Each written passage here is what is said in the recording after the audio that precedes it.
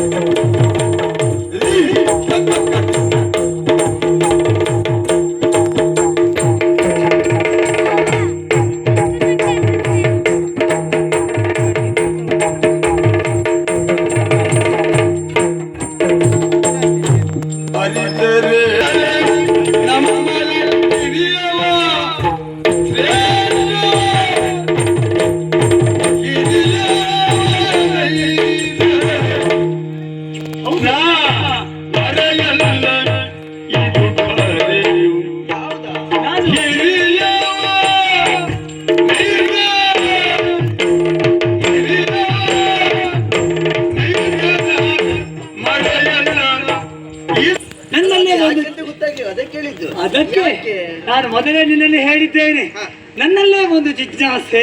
ನಿನ್ನಲ್ಲೇ ನಿನಗೆ ಜಿಜ್ಞಾಸೆ? ಹೌದಪ್ಪ, ನಿನ್ನಲ್ಲೇ ಪ್ರಶ್ನೆ ಅನ್ನೋದು ಹುಟ್ಟಿಕೊಂಡಿದೆ. ಇದು ಆಶ್ಚರ್ಯ. ಹೌದು ಹೌದು ಹೌದು. ಈಗ ನಾನು ಹೇಳುವುದು ಬೇರೆ ಏನಲ್ಲ, ಈಗಾಗಲೇ ಸ್ವಲ್ಪ ಹೊತ್ತಿರ ಸಮಸ್ಯೆ ಅಲ್ವಾ? ಇಲ್ಲಪ್ಪ, ಅಲ್ಲ ಸಮಸ್ಯೆನೇ ಅಲ್ವಾ ಜಿಜ್ಞಾಸೆ ಅಂತ? ಹೌದಪ್ಪ. ಹಾಗಾದ್ರೆ ಈಗ ಸಮಸ್ಯೆ ಅನ್ನೋದನ್ನು ಹುಟ್ಟಿದ್ದು ಬಿಟ್ಟೆ. ಹೌದೌದು. ಆರಂಭದಲ್ಲೇ ಸಮಸ್ಯೆ ಮಾಡಿದ್ರೆ ಮುಂದೆ ಹೇಗೋ? ಇಲ್ಲ ಇಲ್ಲ, ಹಾಗೇನಾಗುವುದಿಲ್ಲ. ವಿಚಾರ ಉಂಟು ಈಗ. ವಿಚಾರ ಉಂಟು? ಹೌದಪ್ಪ. ಸ್ವಲ್ಪ ಹೊತ್ತಿನ ಮುಂಚೆ ನಮ್ಮ ತಾಯಿ ಪ್ರತ್ಯಕ್ಷಳಾದಳು. ಪ್ರತ್ಯಕ್ಷಳಾಗಿ ನಮ್ಮ ಮೂವರಿಗೂ ಮಕ್ಕಳೇ ಎಂದು ಕರೆದು ಇರುವುದಕ್ಕೆ ಹೆಸರನ್ನ ಕರುಣಿಸಿದ್ದಾಳೆ.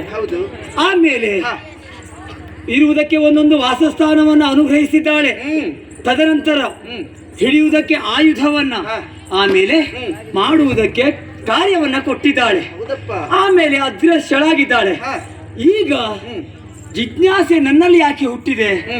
ನನ್ನಲ್ಲಿ ನಾನೇ ಅವಲೋಕನ ಮಾಡಿದಾಗ ಯಾವುದೇ ಒಂದು ವಿಷಯಗಳನ್ನು ಕೂಲಂಕುಷವಾಗಿ ನಾವು ಅರ್ಥೈಸಿಕೊಂಡಾಗ ನನಗನಿಸಿದ್ದು ಹೀಗೆ.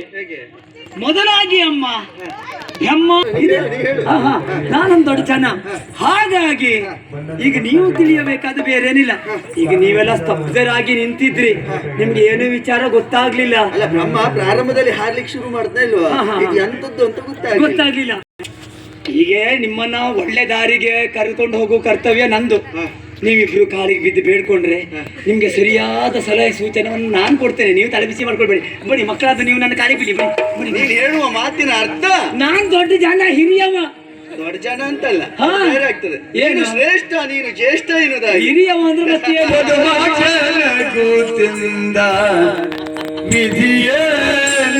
ಸುಮ್ಮನೆ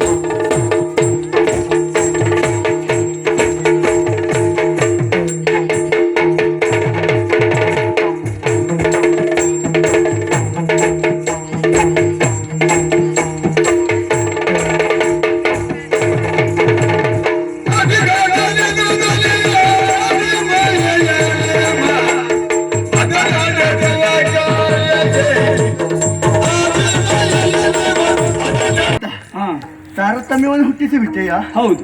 ನಮ್ಮ ಹ್ಮ್ ನೀನು ಹೀಗೆ ಮಾಡುವುದು ಸರಿಯೋ? ಏನು ಈಗ ಏನ್ ತಪ್ಪು ನಾನು ಹಾಗೆ ಮಾಡಿದ್ರಿಂದ? ನಮ್ಮ ಮೂವರಲ್ಲಿ ತಾರತಮ್ಯವನ್ನು ಇಷ್ಟು ಬೇಗ ನಾನು ಹುಟ್ಟಿಸಿ ತಾರತಮ್ಯ ಮಾಡ್ಲಿಲ್ಲ. ಮೂವರಲ್ಲಿ ಯಾರಾದ್ರೂ ಒಬ್ರು ಈಗ ತಿಳುವಳಿಕೆ ಹೇಳುವವರು ಇಂಥ ಕಾರ್ಯ ಮಾಡಬೇಕು ಅಂತ ಸೂಚನೆ ಮಾಡುವ ಒಬ್ಬ ಮುಖಂಡ ಬೇಕಾ ಬೇಡ?